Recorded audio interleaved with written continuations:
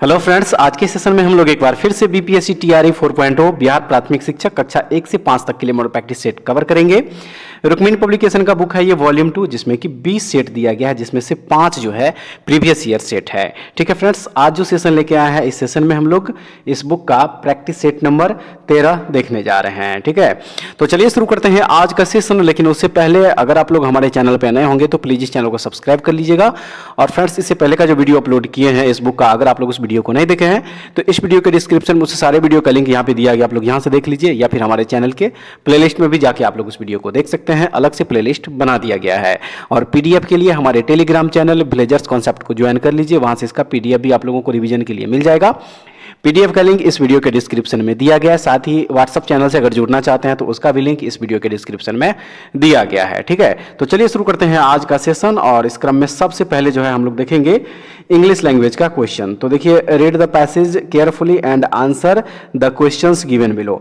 ये जो पैसेज दिया गया है, इस पैसेज को जो है पहले आप लोग पूरा पढ़ लीजिएगा और इसी बेस पे जो क्वेश्चन बना हुआ है, इस क्वेश्चन का जो है हम लोग आंसर देंगे। तो देखिए, क्वेश्चन नंबर जो 1 दिया गया है, इसमें क्वेश्चन नंबर 1 कह रहा है इस क्वेश्चन में कि what were shut up within the box.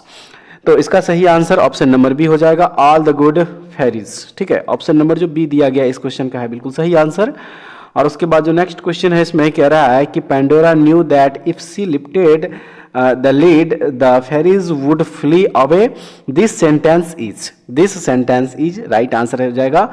This sentences क्या है, ये फॉल्स जो है दिया गया है। तो ऑप्शन नंबर जो बी दिया गया है इस क्वेश्चन का है बिल्कुल सही आंसर। और नेक्स्ट क्वेश्चन जो दिया गया है फ्रेंड्स, कह रहा है इसमें कि what was Pandora asked to do. तो इसका जो सही हो जाएगा वो हो जाएगा यहाँ पे देखिए, not to open the box. Option number B जो है बिल्कुल सही है। नेक्स्ट क्वेश्चन है, her curiosity got the better of her, what does it mean. तो इसका जो हो जाएगा वो हो जाएगा, she could not resist her desire to look into the box, यानी कि ऑप्शन नंबर बी जो है इसका बिल्कुल सही है। नेक्स्ट क्वेश्चन में कह रहा है कि what can be concluded from the passage. तो राइट आंसर इस क्वेश्चन का हो जाएगा, men were happy in the beginning, sorrow came to them later, यानी कि ऑप्शन नंबर जो ए दिया है बिल्कुल सही हो जाएगा। और चलिए अब नेक्स्ट देख लीजिए, कह रहा है क्वेश्चन नंबर 6 to 7 में fill in the blanks with the most appropriate word. Question number 6 में है these discount coupons are blank है for only 6 months from the date of issue. तो देखिए, इसका जो 2 ऑप्शन यहाँ पे दिया गया, वैलिड और अटेस्टेड, तो इसी में से ऑप्शन नंबर ए ही जो वैलिड है यहाँ पे हो जाएगा। ठीक है, यहाँ पे जो है क्या हो जाएगा, वैलिड हो जाएगा। तो ऑप्शन नंबर ए बिल्कुल सही आंसर इसका हो जाएगा। और उसके बाद चलिए नेक्स्ट क्वेश्चन जो हो जाएगा इसमें, क्वेश्चन नंबर 7 में है I am tired blank reminding you to clean your room. तो इसका जो हो जाएगा वो हो जाएगा ऑफ। ठीक है, यहाँ पे क्या हो जाएगा, तो यहाँ पे हो जाएगा ऑफ। ऑप्शन नंबर सी बिल्कुल सही हो जाएगा। नेक्स्ट जो दिया गया है इसमें कह रहा है कि select the most appropriate one word substitution for the given group of words. One word substitution है यहाँ पे दिया गया है, a gentle song sung to put a child to sleep. इसके लिए वन वर्ड चूज करना है। तो वन वर्ड जो इसका हो जाएगा वो हो जाएगा लुलैबी हो जाएगा इसका यहाँ पे। ठीक है, ऑप्शन नंबर सी इस क्वेश्चन का यहाँ पे बिल्कुल सही आंसर हो जाएगा। और उसके बाद जो नेक्स्ट हो जाएगा, देखिए अब यहाँ से हिंदी लैंग्वेज का जो है प्रश्न दिया गया है। तो इसका देखेंगे प्रश्न नंबर 9 से, देखिए 9 से 11 में कह रहा है कि निम्नलिखित शब्दों में संधि का सही नाम चुनिए। संधि का सही नाम जो है इसमें क्या करना है, चुनना है। तो प्रश्न संख्या 9 में दिया गया है परमौषध। परमौषध जो है इसमें कह रहा है कि कौन सी इसमें संधि है। सही आंसर इसका हो जाएगा, देखिए स्वर संधि है इसमें। ठीक है, क्या है इसमें, स्वर संधि है। तो ऑप्शन नंबर जो सी दिया गया है इस क्वेश्चन का है सही आंसर। और उसके बाद अगला प्रश्न है, देखिए वधुत्सव। वधुत्सव जो है इसमें जो संधि हो जाएगा वो हो जाएगा स्वर संधि। ऑप्शन नंबर ए बिल्कुल सही होगा। और 11 नंबर प्रश्न में है निस्तार। इसका जो है पूछ रहा है कि कौन सा संधि है ये, तो ये हो जाएगा विसर्ग संधि। ठीक है, क्या हो जाएगा, ये विसर्ग संधि हो जाएगा। तो ऑप्शन नंबर सी बिल्कुल सही आंसर हो जाएगा। प्रश्न संख्या 12 से 14 में निम्नलिखित शब्दों के लिए समानार्थक शब्द चुनिए। यहाँ पे शब्द दिया गया है और उसके लिए क्या करना है, समानार्थक शब्द जो है इसमें से चुनना है। तो प्रश्न संख्या 12 में दिया गया है भारिया। भारिया का जो है यहाँ पे समानार्थक शब्द पूछ रहा है। तो देखिए भार्या का जो समानार्थी हो जाएगा वो हो जाएगा पत्नी, इसको कहा जाता है। ऑप्शन नंबर बी में बिल्कुल सही आंसर दिया गया है। अगला प्रश्न है अपवर्ग। अपवर्ग का समानार्थी शब्द पूछ रहा है, तो अपवर्ग का समानार्थी शब्द हो जाएगा सांसारिक, यानी कि ऑप्शन नंबर बी। गिरी शब्द का समानार्थी जो है फ्रेंड्स हो जाएगा पहाड़, ठीक है, क्या हो जाएगा, पहाड़ हो जाएगा। तो इसलिए ऑप्शन नंबर जो ए दिया है इस क्वेश्चन का है सही आंसर। और उसके बाद चलिए अब अगला प्रश्न देखते हैं। प्रश्न संख्या 15 में कह रहा है कि प्रसिद्ध उपन्यास गुनाहों के देवता के लेखक कौन है। प्रसिद्ध उपन्यास गुनाहों के देवता के लेखक कौन है, तो इसके लेखक हैं Dharamvir Bharati. Option number C बिल्कुल सही हो जाएगा, ठीक है। मैला आंचल के लेखक कौन है, मैला आंचल के लेखक कौन है, तो मैला आंचल के लेखक है फणीश्वर नाथ रेणु, याद रखिएगा, ऑप्शन ए होगा। नजर लड़ाना मुहावरा का अर्थ क्या होगा, नजर लड़ाना मुहावरा का अर्थ, तो इसका अर्थ है प्रेम में पड़ना, ठीक है। नजर लड़ाना का जो ये मुहावरा दिया गया नजर लड़ाना, इसका अर्थ क्या हो जाएगा, प्रेम में पड़ना। ऑप्शन नंबर जो बी दिया है इसका बिल्कुल सही है। और उसके बाद नेक्स्ट है जिसने कभी सूर्य को नहीं देखा, जिसने कभी सूर्य को नहीं देखा उसे क्या कहा जाएगा, तो उसे असूर्यपस्या कहा जाएगा, यानी कि ऑप्शन नंबर जो ए है। साकेत की रचना किसने की है, साकेत की रचना किसने की है, तो साकेत की जो रचना है वो मैथिली शरण गुप्त के द्वारा किया गया है। ऑप्शन नंबर सी बिल्कुल सही हो जाएगा। अगला प्रश्न है गीतांजलि के लेखक कौन है, गीतांजलि के लेखक कौन है, तो गीतांजलि के लेखक है रविंद्रनाथ टैगोर। ऑप्शन नंबर ए इस क्वेश्चन का बिल्कुल सही आंसर यहाँ पे हो जाएगा। जहां उपमान उपमेय विशेषण विशेष से संबंध हो वहां समास होता है कौन सा, वहां पे कौन सा समास होगा, तो वहां पे हो जाएगा कर्मधारय समास फ्रेंड्स। ऑप्शन नंबर बी जो है देखिए यहाँ पे बिल्कुल सही आंसर हो जाएगा, ठीक है। देखिए ऐसा समास जिसका पहला पद विशेषण और दूसरा पद विशेष्य होता है एवं पहला पद जो है उत्तर पद एवं माफ कीजिएगा एवं पूर्व पद एवं उत्तर पद में उपमान और उपमेय का संबंध हो उसे कर्मधारय समास कहा जाता है। तो इसलिए यहाँ पे ऑप्शन नंबर बी बिल्कुल सही है। और उसके बाद जो अगला प्रश्न है इसमें कह रहा है कि चारु चंद्र की चंचल किरणें खेल रही थी जलथल में, पंक्ति में अलंकार कौन सा है। इस पंक्ति में पूछ रहा है कौन सा अलंकार है, तो इसमें हो जाएगा अनुप्रास अलंकार, ठीक है। इसमें कौन सा अलंकार हो जाएगा, तो इसमें हो जाएगा अनुप्रास अलंकार। ऑप्शन नंबर ए बिल्कुल सही है। दारा किसका पर्यायवाची है, दारा शब्द जो दिया गया है तो कह रहा है कि ये किसका पर्यायवाची है, तो ये पर्यायवाची है पत्नी के। ऑप्शन नंबर सी बिल्कुल सही आंसर इसका हो जाएगा। अगला प्रश्न है इनमें मूर्धन्य व्यंजन कौन है, इनमें मूर्धन्य व्यंजन जो है कौन सा है, तो देखिए इसमें ड और ढ जो है ये दोनों क्या है, मूर्धन्य व्यंजन है। ऑप्शन नंबर सी हो जाएगा। इनमें कौन सा तद्भव शब्द है, इनमें कौन सा तद्भव शब्द है, तो 14 जो देखिए यहाँ पे जो दिया गया है ये क्या है, तद्भव है, ठीक है, क्या है ये, तद्भव है। तो ऑप्शन नंबर सी बिल्कुल सही आंसर हो जाएगा।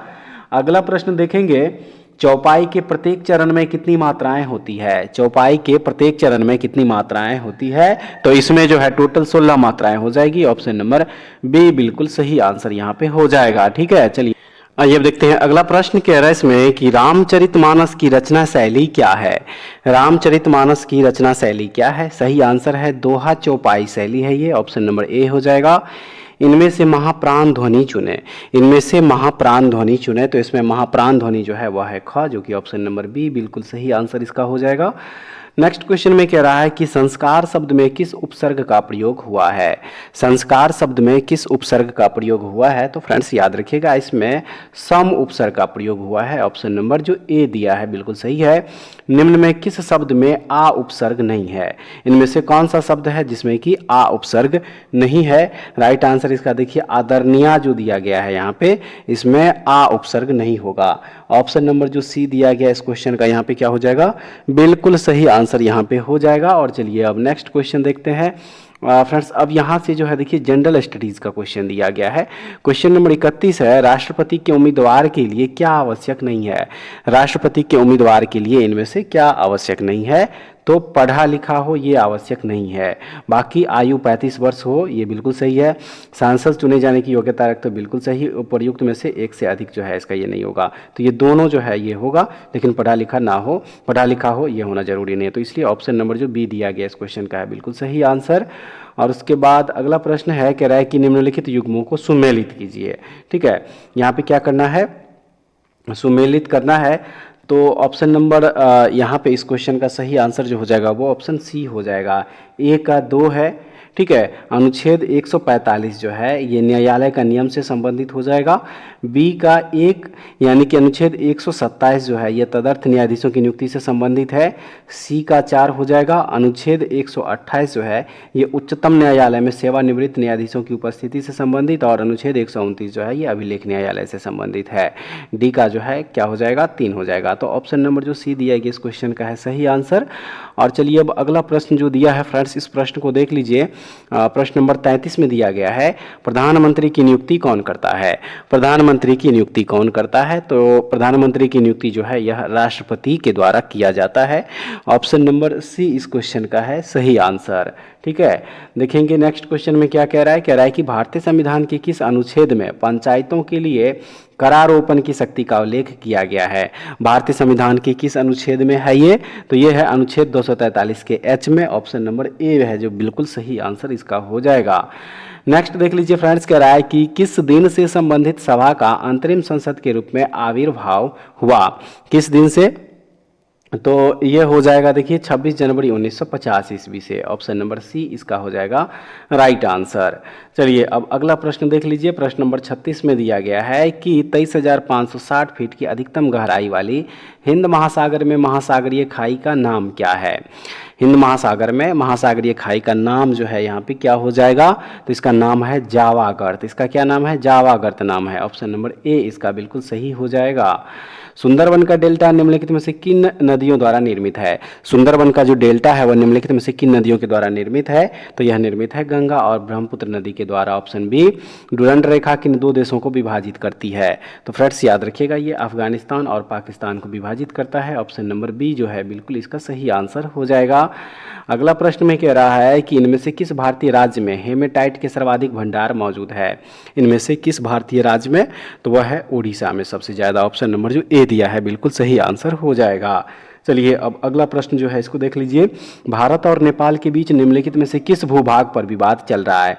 भारत और नेपाल के बीच निम्नलिखित में से किस भूभाग पर विवाद चल रहा है, तो ये चल रहा है काला पानी पर। ऑप्शन नंबर जो सी दिया गया है बिल्कुल सही हो जाएगा। और अब जो है फ्रेंड्स यहाँ से देख लीजिए मैथ का क्वेश्चन जो है स्टार्ट हुआ है, तो मैथ का क्वेश्चन आप लोग इसको खुद से सॉल्व कर लीजिएगा, ठीक है। और उसके बाद जो इसका अगला प्रश्न हो जाएगा प्रश्न नंबर 51 से दिया गया है इसमें कि मैं समाजवादी हूँ पुस्तक के लेखक कौन है। मैं समाजवादी हूँ पुस्तक के लेखक कौन है, तो फ्रेंड्स याद रखिएगा इस पुस्तक के जो लेखक है वह हो जाएगा यहाँ पे स्वामी विवेकानंद, यानी कि ऑप्शन नंबर जो ए दिया है, ठीक है। अगला प्रश्न है कि 1857 के विद्रोह के दौरान जगदीशपुर में इसका नेतृत्व किसके द्वारा किया गया। जगदीशपुर में जो है इसका नेतृत्व किसके द्वारा किया गया था 1857 ईस्वी में, तो राइट आंसर इसका हो जाएगा कुंवर सिंह, ठीक है। जगदीशपुर में जो है कुंवर सिंह के द्वारा जो है इसका नेतृत्व किया गया था। ऑप्शन नंबर सी बिल्कुल सही आंसर होगा। निम्नलिखित में किसने 1857 के विद्रोह को एक षड्यंत्र की संज्ञा दी। किसने संज्ञा दिया था, तो राइट आंसर इसका हो जाएगा देखिए उपर्युक्त में से एक से अधिक हो जाएगा, ठीक है। जेम्स ऑट्रम और डब्ल्यू टेलर ने 1857 के विद्रोह को एक षड्यंत्र की संज्ञा जो है दिया था। तो ऑप्शन नंबर देखिए ए और बी दोनों हो जाएगा, यानी कि उपर्युक्त में से एक से अधिक जो है इस क्वेश्चन का सही आंसर है। उसके बाद चलिए अब अगला प्रश्न देख लेंगे। प्रश्न नंबर 54 में दिया गया है कि निम्नलिखित वर्गों में कौन 1905 के स्वदेशी आंदोलन से मुख्यतः अप्रभावित रहा, तो सही है इसका देखिए मुसलमान, जो कि ऑप्शन नंबर सी में बिल्कुल सही आंसर दिया गया है। नेक्स्ट है साइमन कमीशन पहली बार भारत आया था। साइमन कमीशन भारत पहली बार कब आया था, तो यह आया था 1928 ईस्वी में, ठीक है। और साइमन आयोग का गठन जो है वो 8 नवंबर 1927 ईस्वी को हुआ था। कब हुआ था, 8 नवंबर 1927 ईस्वी को, तो इसको भी आप लोग जरूर याद रखिएगा, ठीक है। ऑप्शन नंबर बी भी इस क्वेश्चन का है बिल्कुल सही आंसर। और उसके बाद जो अगला प्रश्न हो जाएगा इसमें कह रहा है कि भारतीय सिविल सेवा का संस्थापक किसे माना जाता है। भारतीय सिविल सेवा का संस्थापक किसे माना जाता है, तो लॉर्ड कार्नवालिस को जो है भारतीय सिविल सेवा का संस्थापक माना जाता है। ऑप्शन नंबर सी इस क्वेश्चन का बिल्कुल सही आंसर हो जाएगा। देखेंगे अगला प्रश्न, हरिपुरा जहां भारतीय राष्ट्रीय कांग्रेस का वार्षिक अधिवेशन 1938 में सुभाष चंद्र बोस की अध्यक्षता में हुआ था, वह निम्नांकित राज्य में स्थित है। यह किस राज्य में स्थित है? तो यह स्थित है भारत के गुजरात राज्य में। ऑप्शन नंबर ए इसका हो जाएगा सही आंसर। अगला प्रश्न है, भारतीय विश्वविद्यालय अधिनियम पारित हुआ। भारतीय विश्वविद्यालय अधिनियम कब पारित हुआ था? तो ये पारित हुआ 1904 ईस्वी में।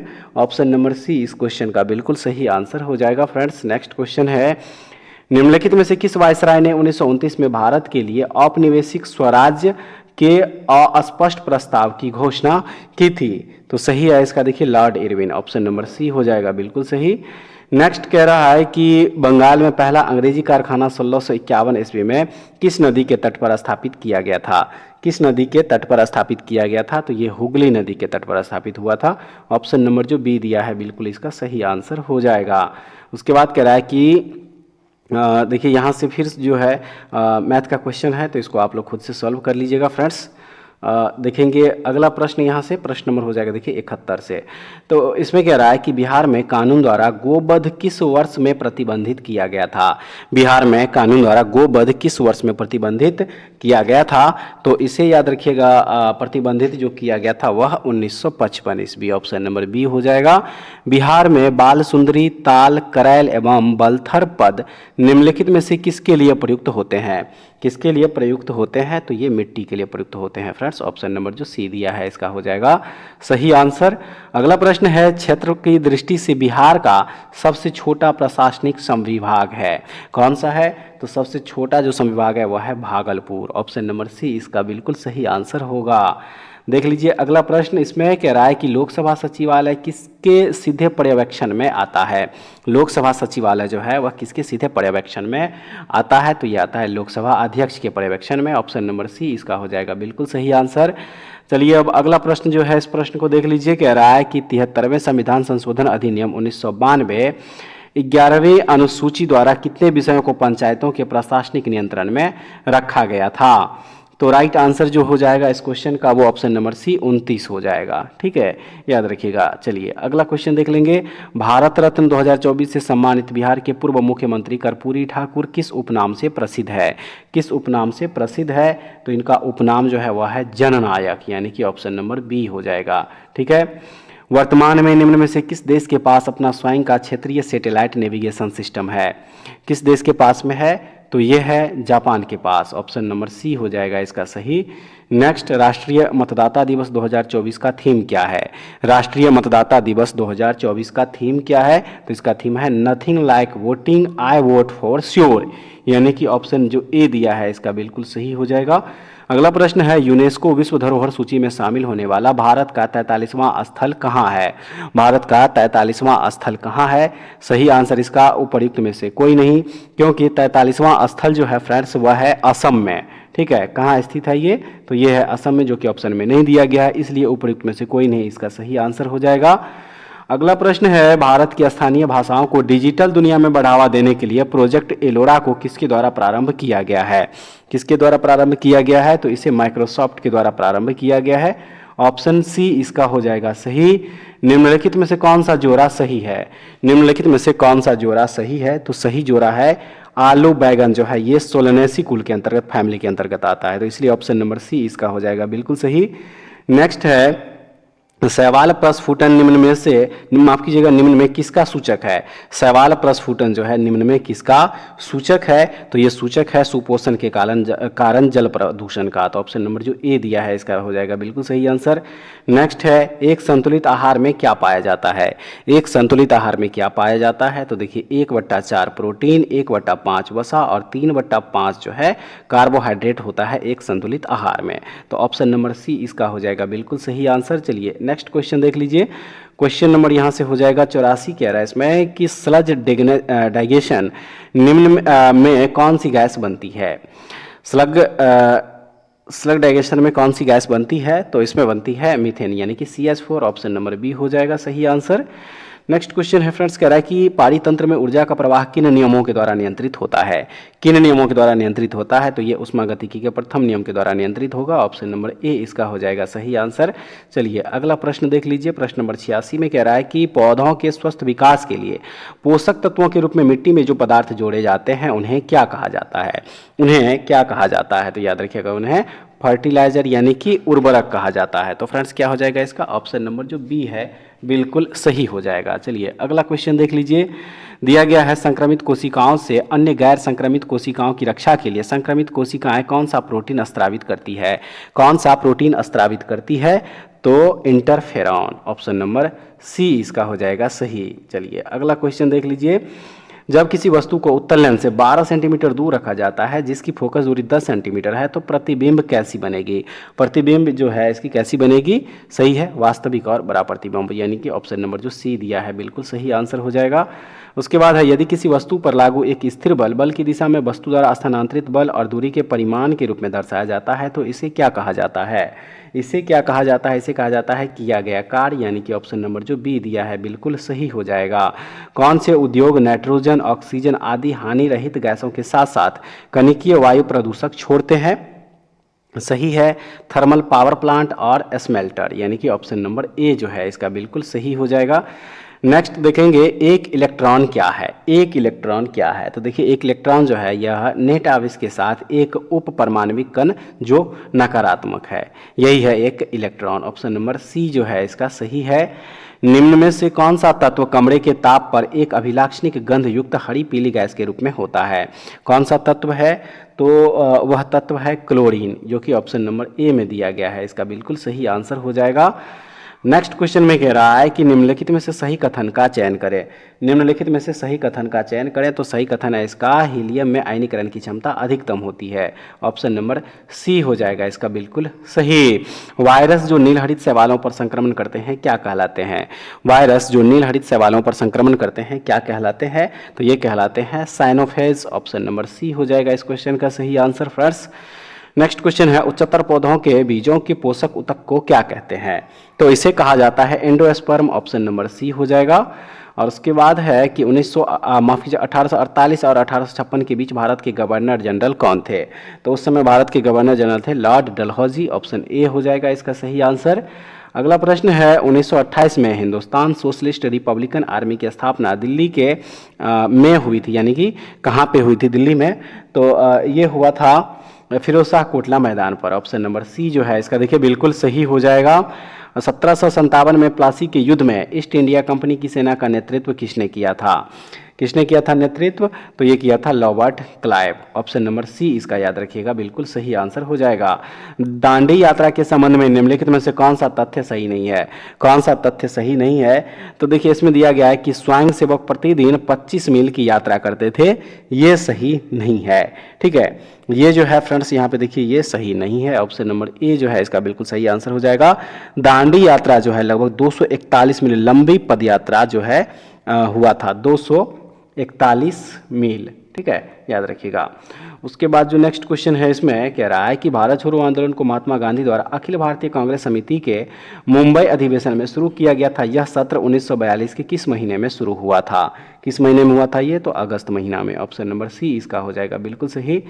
नेक्स्ट है यदि संसद के एक सदन का कोई सदस्य दूसरे सदन के लिए भी निर्वाचित हो जाता है तो पहले में उसका स्थान कब से रिक्त हो जाता है? कब से रिक्त हो जाता है? तो ये रिक्त हो जाता है अन्य सदन के लिए निर्वाचित होने वाले दिन से, जो कि ऑप्शन नंबर ए में इसका बिल्कुल सही आंसर दिया गया है। और उसके बाद जो अगला प्रश्न है प्रश्न नंबर 102 कह रहा है इसमें कि केंद्र सरकार निम्नलिखित में से किस प्रकार की आपातकालीन व्यवस्था को लागू कर सकती है? किस प्रकार की आपातकालीन व्यवस्था को लागू कर सकती है? तो इसका हो जाएगा देखिए उपर्युक्त में से एक से अधिक हो जाएगा, यानी कि अनुच्छेद 352 के अंतर्गत घोषित राष्ट्रीय आपातकाल, 356 के अंतर्गत घोषित राष्ट्रपति शासन और 360 के अंतर्गत जो है घोषित वित्तीय आपातकाल, ये सभी हो जाएगा। तो उपर्युक्त में से एक से अधिक इस क्वेश्चन का क्या हो जाएगा? सही आंसर हो जाएगा।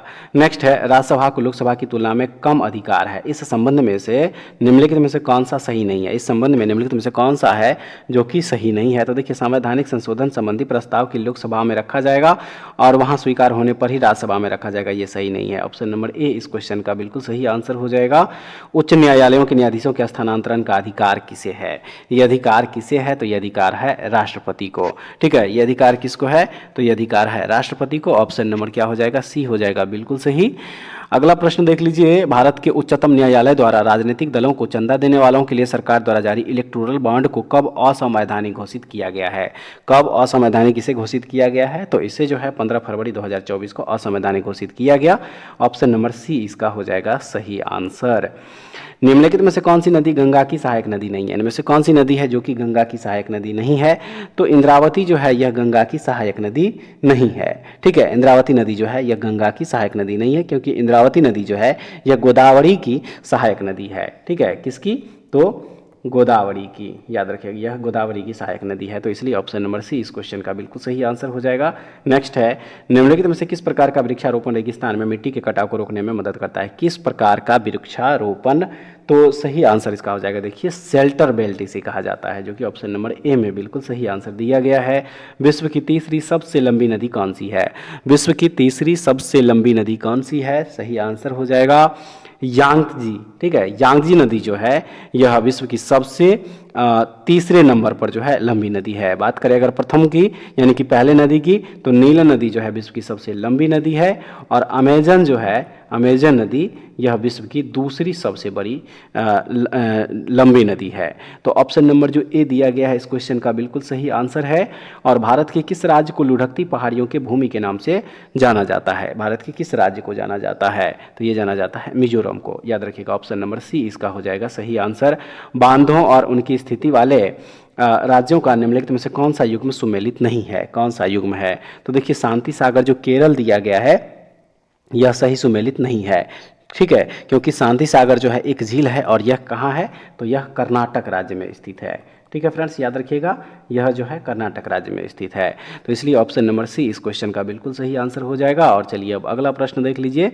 111 नंबर का जो प्रश्न है, कह रहा है इस प्रश्न में कि भारतीय इतिहास अनुसंधान परिषद भारत सरकार के किसका एक स्वायत्त निकाय है? किसका एक स्वायत्त निकाय है? तो यह है शिक्षा मंत्रालय का। ऑप्शन नंबर सी इसका हो जाएगा सही। भारत सरकार द्वारा स्मार्ट सिटी मिशन कब शुरू किया गया था? भारत सरकार द्वारा स्मार्ट सिटी मिशन कब शुरू किया गया था? तो ये शुरू किया गया था 2015 ईस्वी में। ऑप्शन नंबर बी इसका हो जाएगा सही आंसर। भारत में कौन सी पंचवर्षीय योजना हेरोड डोमर मॉडल पर आधारित था?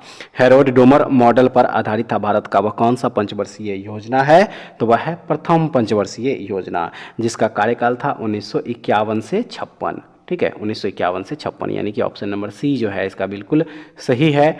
किसी देश के सकल घरेलू उत्पाद के मूल्य को प्राप्त करना असंभव, माफ कीजिएगा, संभव है। मुद्रा का कौन सा कार्य यहाँ लागू होता है? मुद्रा का कौन सा कार्य यहाँ पे लागू होता है? तो वह होता है देखिए लेखा की इकाई, जो कि ऑप्शन नंबर ए में इसका बिल्कुल सही दिया गया है आंसर।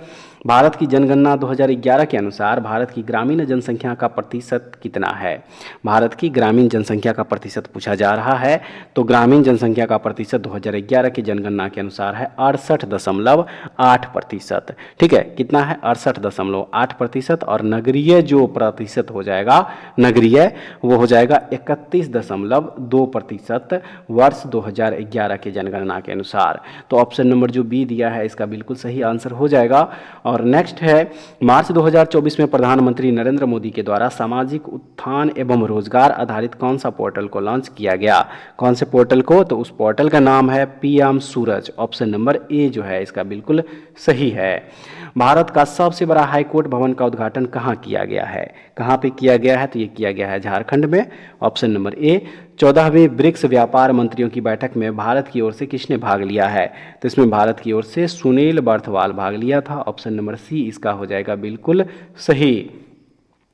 मई 2024 में यूनिसेफ इंडिया ने किसे अपना ब्रांड एम्बेसडर नियुक्त किया है? किसे नियुक्त किया है? तो करीना कपूर को। Option number B.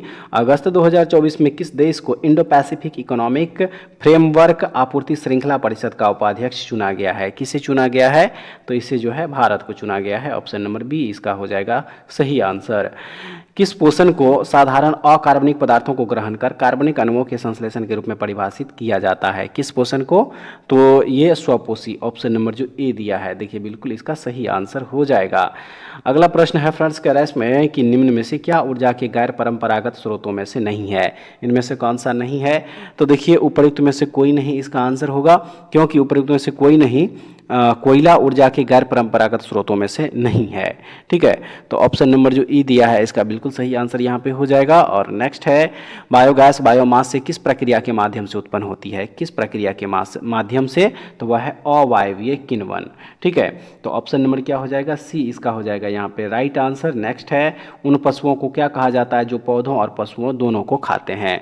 उन पशुओं को क्या कहा जाता है जो पौधों और पशुओं दोनों को खाते हैं, तो उसे जो है सर्वाहारी कहा जाता है फ्रेंड्स। ऑप्शन नंबर सी इसका हो जाएगा सही आंसर। अजैव निम्नकरणीय अपशिष्ट रखे जाने वाले कूड़ेदान का रंग कोड क्या है। इसका रंग कोड जो है पूछा जा रहा है, तो इसका है रंग कोड नीला। ऑप्शन नंबर बी हो जाएगा। अगला क्वेश्चन में कह रहा है कि निम्नलिखित कारकों में से कौन सा जाति उद्भवन में योगदान नहीं करता है। निम्न कारकों में से कौन सा जाति उद्भवन में योगदान नहीं करता है, तो वह हो जाएगा अपसारी विकास। ऑप्शन नंबर जो ए दिया है। और उसके बाद नेक्स्ट है कि प्रकाशग्राही कोशिकाएं जैसे शलाका तथा शंकु किस में उपस्थित होती है। किस में उपस्थित होती है, तो यह होती है रेटिना में। ऑप्शन नंबर सी इसका हो जाएगा सही। निम्नलिखित में से कौन सी ऊर्जा सदैव धनात्मक होती है, वह कौन सी ऊर्जा है, तो फ्रेंड्स वह ऊर्जा है गतिज ऊर्जा, जो कि हमेशा धनात्मक होती है। ऑप्शन नंबर सी इसका हो जाएगा राइट आंसर।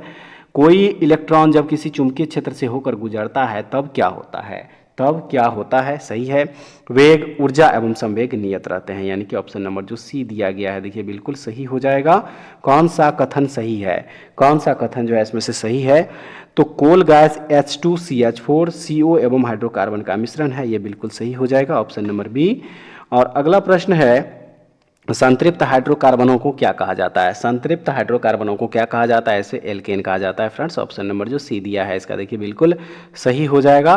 और चलिए अब अगला प्रश्न जो है इसमें कह रहा है कि कैल्शियम एल्यूमिनेट तथा कैल्शियम सिलिकेट का मिश्रण क्या कहलाता है, तो इस मिश्रण को सीमेंट कहा जाता है। ऑप्शन नंबर जो बी दिया है।